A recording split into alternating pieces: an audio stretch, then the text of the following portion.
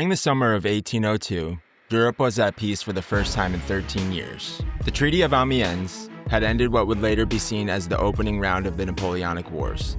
The peace, however, was to be short-lived. By the spring of 1803, England once again declared war on France and resumed her blockade of the French coast. In response, Napoleon assembled an invasion army on the Channel coast at Boulogne. The camp at Boulogne provided France the opportunity to train her citizen army en masse. Before Boulogne, French troops were trained on the march or in regimental depots and then inserted into units in the field. Under this system, troops received individual training in drill and company-level tactics. At the camp of Boulogne, soldiers were given intense refresher training in drill and company tactics, but more importantly, they also took part in bi-weekly division-level exercises as well as corps-level exercises on Sunday. Corps exercises stressed combined army tactics, bringing for the first time infantry, cavalry, and artillery into the battlefield to learn to fight as a flexible but cohesive unit. It was this cohesion and flexibility that Napoleon was to use to his utmost advantage in the years ahead.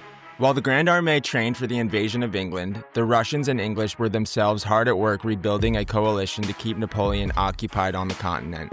Tsar Alexander of Russia, perceiving Napoleon as a threat to Russian power in Europe, approached Britain and Austria in hope of reviving the anti-French coalition that had collapsed in 1801.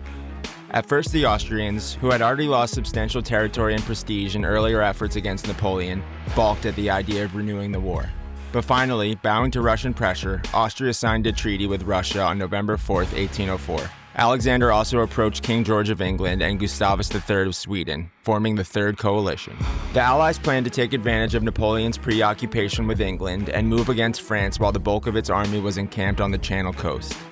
The first phase called for 100,000 Austrians under Archduke Charles to make the main effort against France in northern Italy, while 70,000 Austrians, nominally under the command of Archduke Ferdinand and General Mack, advanced into Bavaria.